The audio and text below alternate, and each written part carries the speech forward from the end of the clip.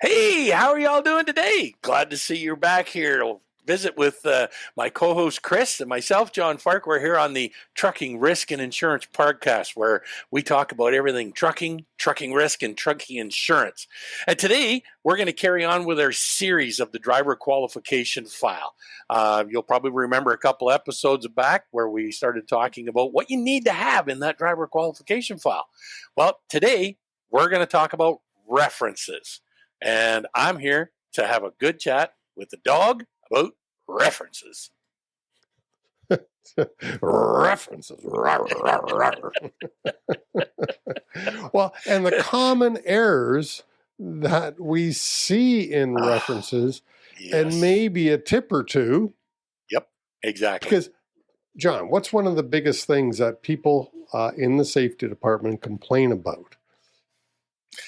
Lack of information for references. Yeah. You know, like maybe a phone number or an email or even a name. You know, might have the company name, but I don't have a contact name. Well, that, and the other thing I get all the time is, hey, I emailed these people and I don't get a response. Yes. So I think Johnny and I will come up with a couple of tips for you in how to increase your response rate on reference checks. Yep. So, perfect. I think that's what we're talking about. Hey, so references. John, let me ask, why are references so GD important? Well, we need to get a little bit of background history on this new employee, owner, operator, driver, worker, whatever it be. So we need a little history. We got to find out what your past is like before we go hiring you on here. Because as they say, you know, we don't want to bring in any bad people. We want to bring in good people. So we need to have a better understanding of what you've done in the past. Yeah, and John, do I have to do references when I'm hiring? You mentioned an owner operator, or if I'm hiring a Driver Inc. fella or girl, do I have to do references for them? They're self-employed. Well, unfortunately, yes, we do, because it's the regulations basically apply to anybody that you're going to hire to fill in this case, a driver's role. Doesn't matter the type or class of driver, it's still a driver or a worker. We need to get that information. And I just thought I'd pull this one up here. Well, I'll go over here, pointing this way. This is the perfect list. This is what really helps us to kind of go, here's a checklist to go with. You know, what better thing to have at your disposal than what information do we need to gather? Well, and the reason I threw it up there, if our viewers are wondering, what order are they going in? Well, this is the order. And, you know, we did the application already. Oh, this isn't the order. Look, we skipped drug testing. We'll talk about that maybe in the next episode. That'll be later. Yeah. But the 3 years of references completed. Yes. So just wanted to throw that up there. And of course, there is a copy of that if you want it in the show notes down below. Get my finger over there. Down below. Click the link, you know, and it costs you a whole email address, which you can unsubscribe to, you know. Wow, jeepers, nothing worse. Easy. You get to talk to the dog. So Lord. Anyway, cool. Hey, you know, just to give a shout out, Johnny. You know, I collect email addresses, right? I think everybody does nowadays. It's not an unusual practice. Nope. On my iPhone, I have a program called Bonjourno, I think is how you say it. And what it is, it's a very quick video. I think the videos have to be under a minute, but I've got it set up now where if somebody subscribes to certain things on my list, I get notified and I make a quick less than a minute video just to say, hey, welcome. And cool. And, you know, if I was sending one to you, I'd say, hey, welcome, Johnny, because it's only going to you. Yeah. Cool. Anyways, just I'm having fun with a new program. I just might go on there and subscribe, see if I can get that 1 minute video from the dog. Johnny, I would send you a video. John had a nightmare. last night. He was Oh, telling me about this gosh. before Oh, before we decided to record. All right, so just very quickly, Johnny, because this has nothing to do with references, but what was No, your but we dream like? we should have had our references done before this happened. So yeah, so I was telling Chris earlier I had this dream, and God knows why I had this dream or where it came from. But anyway, picture this. Let's set the tone. It's a late model, late 80s, early 90s W900 Kenworth conventional, single bunk, one stack, two pair of West Coast mirrors, old paint job, rusty wheels, and a single bunk. Okay, got that picture? And then inside, you look inside, and there's only one seat. That's the driver's seat. There's no seat in the passenger side. And Chris and I are running team to Nebraska. And I'm trying to figure out what the hell. Yeah, and a spring ride suspension. So don't ask me why we were running to Nebraska as a team. And I'm sitting on a bucket because he's driving. I'm on a bucket, and I woke up from that, and it just went, what the heck happened here? Hey, I got a question for you. Did you at least have a seatbelt? I don't remember any seatbelt involved at any point in the game. Yeah, because at part-time, I remember I was standing because I couldn't sit on the bucket. My butt was so sore. But man. I don't even know what we were hauling, and I don't even know why we were headed to Nebraska. So I don't even know how you even got in my dream. That was the funny part. I don't know. It was a nightmare. So, that's what it was. Yeah, hey, I think so. Something like that. So references. References. All right. Everybody needs a reference. Okay, so if you had done your references for your company, you would never have hired me. So or me. Yeah, exactly. All right. Yeah. What information are we looking for on a reference check form? Hey, you talk for a minute. Let me see if I can find my reference check form. Sure, perfect. So reference form is basically the previous employer, right? And we're looking to go back. We're looking for 10 years of history, but we need to get references on the most current 3. So what we're looking for is we're looking for the company name of the employer you previously worked for, a contact name. Who is it that we were in contact? Maybe the supervisor, safety manager, whoever it be. Right? A phone number so that we can contact them, an email address so we could email them, and even what would be helpful is a website, to kind of help in that communication process. And then what we want to know is we want to know what were the dates, the month and year that you started working there and when you left that employment. So making sure that we go back over a period of 3 years. So, and that'll give us some information so that we can reach out to that individual, that previous employer, to ask a few questions and go, hey, how was this guy? Yeah, he seems to have a great attitude, great personality. Can you tell me a bit about him? Would you rehire this person? Did you have any issues with this person? Did you, any crashes, violations, damage that they did? Any issues with customers or anything along that line? So it gives us opportunity to get that. And then as the new employer, we've got to make sure we document this process and document this information we're getting. And so let me just, oops, I was going to do that. Yeah. You got to love when we record live. Oh, yeah, technology's cool. Who in the heck, maybe I'll edit this out and maybe I won't, but actually, I guess I better edit part of this out because it's got one of my clients' names on here. Oh, don't want that. Oh, you can't see it yet, so that's okay. That's right. Yep. So, damn. I just downloaded this from the cloud. Okay, drive. See, I get, yes, we're going to have to edit this part out here. That's no problem. The driver. That's easy enough here we to do. go. Driver safety performance history check. Was that references? Or is this 14-day log form? Where's my reference form? Employment history. What the fuck? Oh, this is a Canadian carrier. Personal references.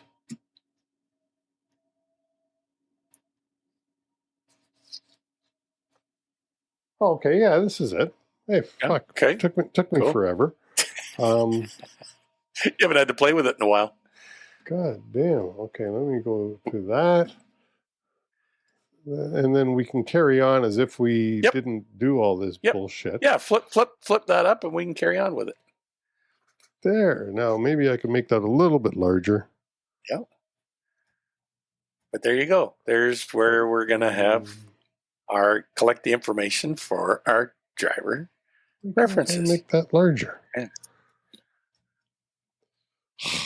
Okay. Marwall. Hey, I know those guys. Yeah. Yeah, we used to insure them at the guarantee. Well, he mentioned you actually. Yep. Yeah, good guy. But he doesn't do No, he's terrible. That's the sad part. Nice guy, real nice guy, nice little operation, nice equipment. So, but needless to say. I'll just put it kind of like that. There we go. And then I can cut out the bottom, or one of us can move over there. I was just going to say, hey, why did that come up? If I get rid of that, there. There you go. That works. So we could come over here and be a little closer. Ooh, I like that. There we go. Cuddly. Ooh, I'm feeling the fuzzy parts now. Okay, so cool.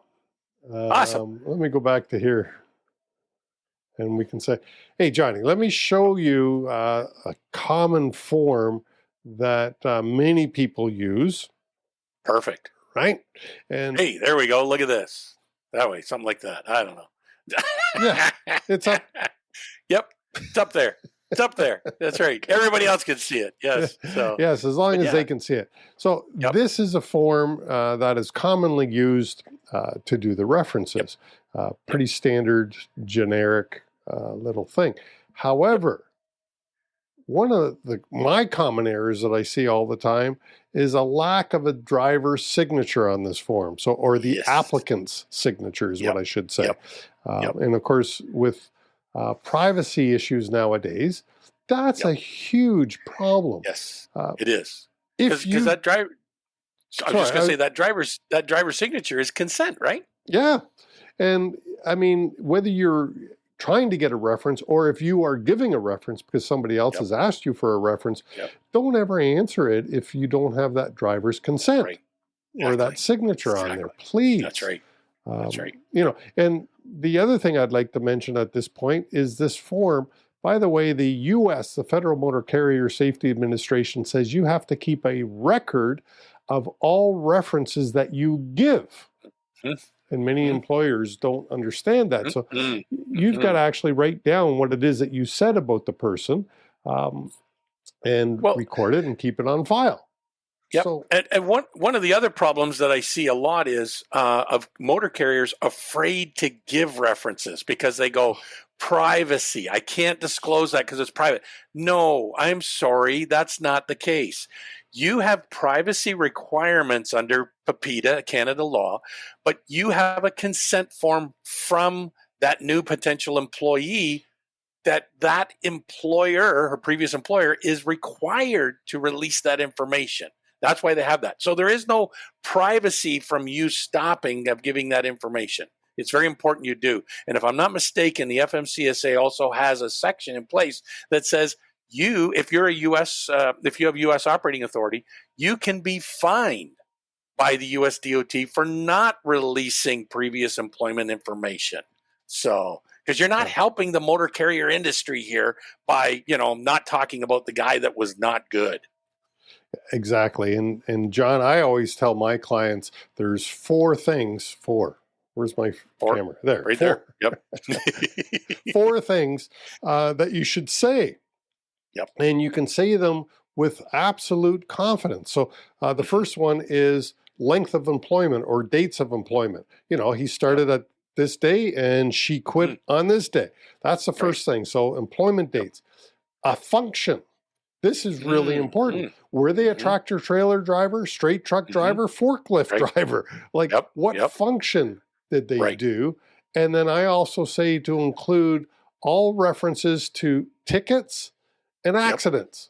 Yep. So those 4 items, if you included those, they're factual.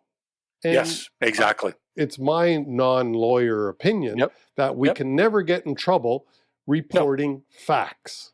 Right. You're not giving an opinion. You're Right. giving what is actual truth based on that interaction with that driver. And more than likely, as that previous employer, you have that information documented anyway. You would have their tickets documented, their accidents documented, the service period that they were there, and what they did, what training they went through, and stuff like that. So you know the classification of their license and what they did. Yeah. So just include the function, the dates, and tickets and accidents. Right. I like to issue employment letters. When somebody says, hey, I quit, in the exit interview, I will, I encourage my clients to give them a letter on company letterhead that says those 4 items. Sure. And then when somebody phones you or does a reference check, certainly shouldn't phone you because you need it in writing with permission. But they should only be asking, hey, I'm in possession of this letter that appears to be signed by you, Chris. Did you really issue it to John Farquhar? And did he really work for you? And just confirm the information. Sure. It makes doing the reference so easy now. Huge. And now I got a document. So you've got 2 things. You've got the permission, the signed release form, and you've got a letter signed by me in this case, saying, hey, John was a good driver, didn't have any tickets and accidents, and I'm not answering any opinion-based questions. Right. Exactly. Darn it, I hate that one. How did they get along with dispatch? Yeah, exactly. You know what? That's going to be so different from one company to another company to another company because of the attitude of everybody and personalities of everybody. There could have been a clash there that you don't want to hold against that person because maybe they don't have that clash at your employment. Maybe things went well. So, or maybe it's just the attitude of the driver that you're looking to hire. And I'm thinking you're going to pick that up during the interview process anyway. So, but what's one area that I not a lot of people, but I see some people miss, Chris, when you're looking at timelines of one reference to another, there's something in between there that some people miss. What would you say it is? You might be talking, I'm hoping you're referring to employment gaps. Yes, exactly. That's what I'm referring to. Yes. All right. Yeah. And you can't allow an employment gap to be on the application form. So make sure that when you're doing the interview that you inquire, hey, there's 8 weeks missing. What happened? Well, we know that here in Ontario, Southern Ontario especially, and probably in BC and Calgary, we have many people that are, as truck drivers, we have many applicants that aren't born here Canadians. And often when they go back home, because it's so gosh darn expensive to fly back home, they go for extended periods, often 4, 6, 8 weeks, 12 weeks. So you've got to inquire is the word, and then make a note on the application form as to what happened during this absence. Well, and as a driver who's applying, don't be afraid to put in there that time period. And, so instead of putting an employer's name, you could simply put, hey, went back home for vacation, gone from this period to this period. That would explain the gap right away. And that will help appease any questions that may get posed because you didn't divulge that information. So very, very important. So now with that same gap, one thing I want to caution a lot of people on is when you're hiring, say, a fairly new driver, and say your standards are, I don't know, let's say you say, got to have a minimum 2 years experience or 1 year experience maybe in order to work for our company. Well, if you're looking at an application form and he's had his license for over a year, but he's not driven for a year, and I keep saying he, but it could be a he or a her, maybe that person is only driven for 9 months because 3 months out of that period, they went back home.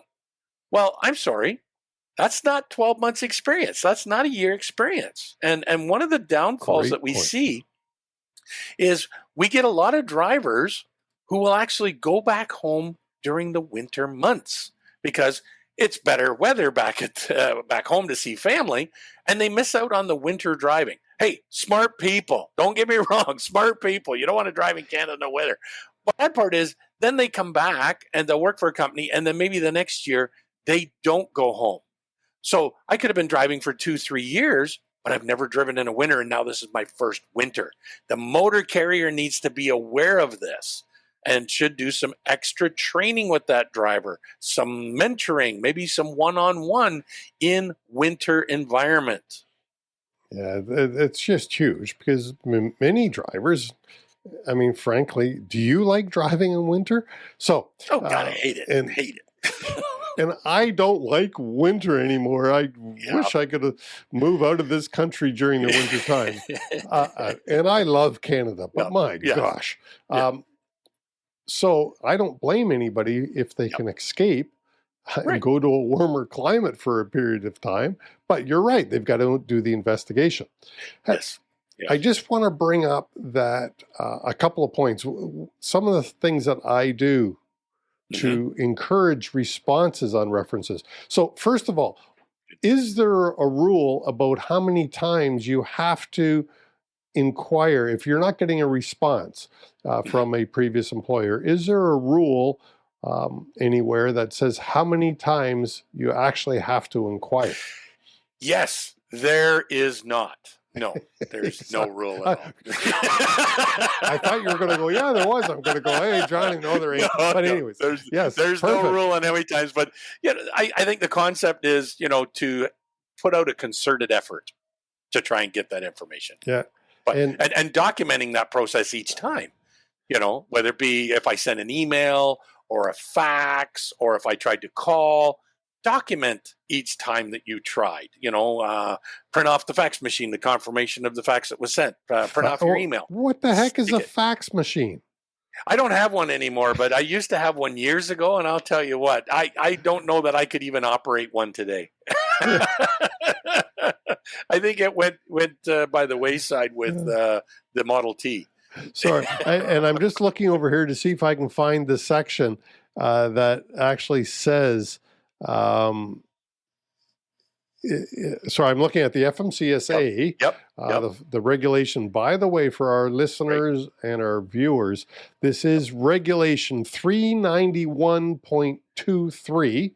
And the Canadian provinces and jurisdictions look at this as a best practice. Yes, so, exactly. If you cross the border, you've got to follow this regulation, 391.23.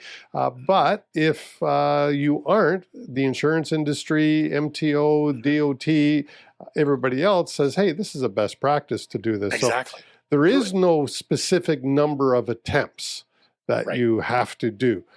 I often hear 3 is the number. Same here. Yes, I was going to say, I think because there a lot of things happen in 3s. So if we have 3 good attempts, that's going to give you some due diligence. Yeah, and I believe the wording in the FMCSA is something to the effect of reasonable attempt. I can't see it right here, but you got to make reasonable attempt. And it's my opinion that. Well, I had an argument with a safety guy one day, Johnny. He said 1 was reasonable. Okay. I'm in agreement with you that I kind of think 1 isn't reasonable. No. And, and I lost a client over that because I didn't want to work for that client because they agreed with their safety person, which is fair. But I said, no, that's not, in my opinion, reasonable. We don't have the same ethics. Therefore, it doesn't work. But so often 3, I say 5. Sure. Okay. Yeah. And the reason I say 5 is often nowadays we're using email. So I got 1 email, and then I follow that email up with a phone call that I document. Okay. And then another email, so 2 emails, and then another phone call, and then a third and last email. Well, that's actually 5 attempts. Yep, because that's pretty good. That's way that's almost going overboard, which is excellent. There's nothing wrong with that. Well, so the more the better. Yeah, and I mean, you make the note somewhere saying, "Hey, I phoned John Farquhar at this time and left a message on his voicemail." Yep, exactly. Right. Yep. And then the second phone call is, "Hey, I spoke to John, and John promised me he would complete the reference check, date and time, and always initial these notes."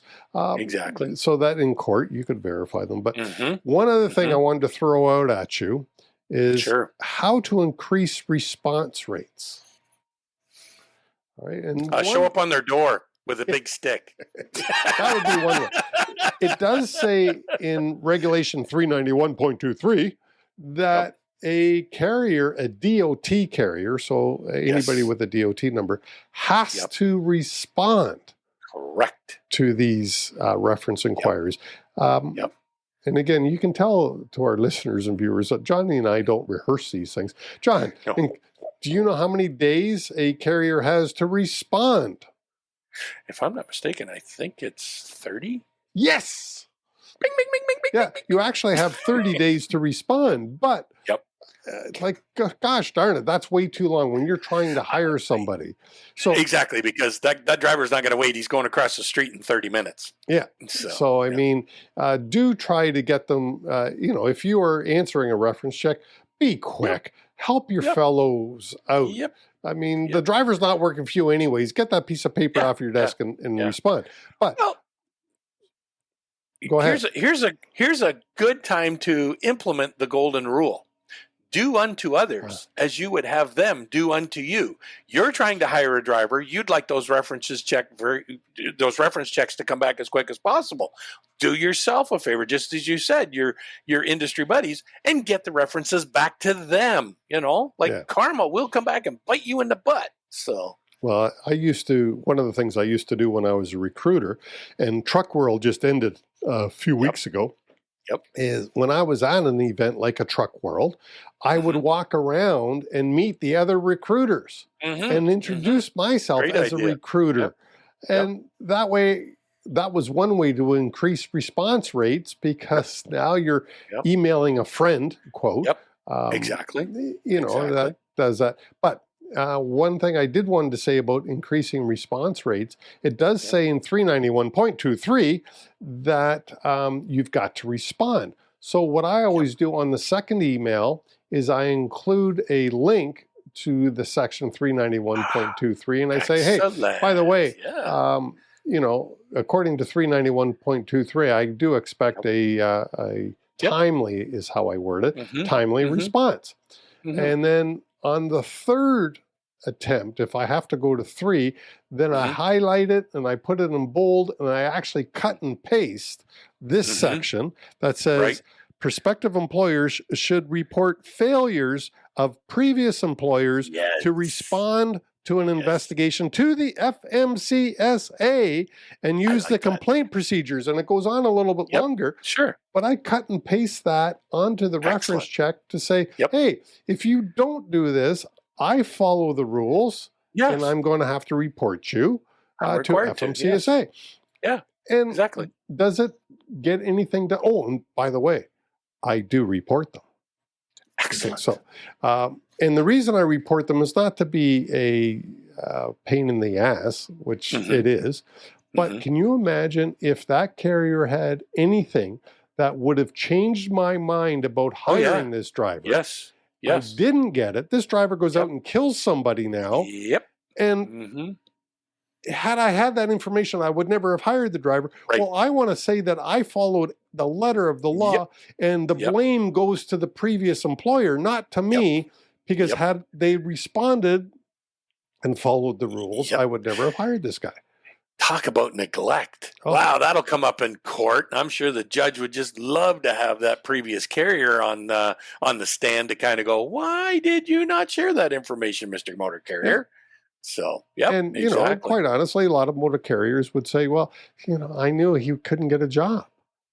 And I was just trying to help the guy out. Well, unfortunately, he's killed 3 people, and now we have a bigger problem other than him not getting a job. So just huge. Anyways, that's a tip. So that is in Regulation 391.23, specifically Section 3 of that regulation is where that prospective employer should report failures. That's the section there. I think it would be great to put that link in the show notes down below. Well, maybe I should. I think that is an awesome suggestion. Oh, look at that. Awesome. Do not disturb is on. There you go. There you go. Because a reminder popped up. And there you go. All right. What else? Cool. Anything else we got to talk about when it comes to references and of course, doing them? Yeah, I think the big thing is just that exactly. Get the references, review each reference, and then again, making sure you have 10 years history, particularly for those drivers that are operating in and out of the U.S. We need to have 10 years history, but we need to verify the most current 3, which is where the references come into play. Right. And just kind of tied into that is your FMCSA required accident register, which also, so you're required to have a list of all your crashes according to the federal motor carrier for 3 years. Well, coincidentally, it's 3 years of history, driver references, and 3 years on the crash. Anyways, you see where I'm going. And carriers, exactly. I get carriers tell me, I keep crashes for 2 years. Wow, interesting. Why don't we just keep crashes indefinitely? Like if you're, you should be monitoring and trending and whatnot. That's for a different subject and conversation, but nonetheless, why would we stop at 2? We should be looking at everything because there's possibly history there that could tell us an opportunity to prevent a future crash. Yeah, I think that's awesome. I think that's cool. One thing I'd like to say to our viewers, our listeners, if any of the topics that we have brought up on any of the podcasts, for instance, I mentioned the crash register. Well, if you want a copy of one, reach out to John or I, because I've got one. I know John's got one. Like we're here to share. Exactly. I was going to say the CV PAM went over well. We had some conversations. We had a few people actually reach out for a copy of the CV PAM. So that was great. So it's all about what can we do to help you. And geez, you know what? We're not even charging anything for it. We're giving it away for free. So, you just used an acronym that not everyone might be familiar with. Yes, what is the CV PAM? CV PAM is Commercial Vehicle Preventable Accident Manual. It was developed by the US DOT back in the early 90s, and it's an awesome tool. Still works today. Yeah, so reach out to, that one's a Johnny. He's got that. I mean, John shared it with me, and I think it's a great tool. But that one is a Johnny thing where there was an episode John talked about that. We did. Go back and check them out. It was really good. And if I can find it, I'll put it in the link. Right here. Maybe it'll be up here or up here. Who knows? So perfect. It'll actually be above Johnny's head. That's where the links go. All righty. With that, John, thanks. References. Awesome, partner. Co-host. Dawg. References. This episode is now complete. If you need any help, reach out to John or I. We would just be ecstatic to answer your questions and to give you any assistance. So our contact info is in the show notes down below. Awesome. Perfect. Thanks, Johnny. Perfect. Chris, have a great weekend. And hey, everybody, make sure you like, subscribe, and hit that little bell icon. Let you know when we're coming back on again every Friday.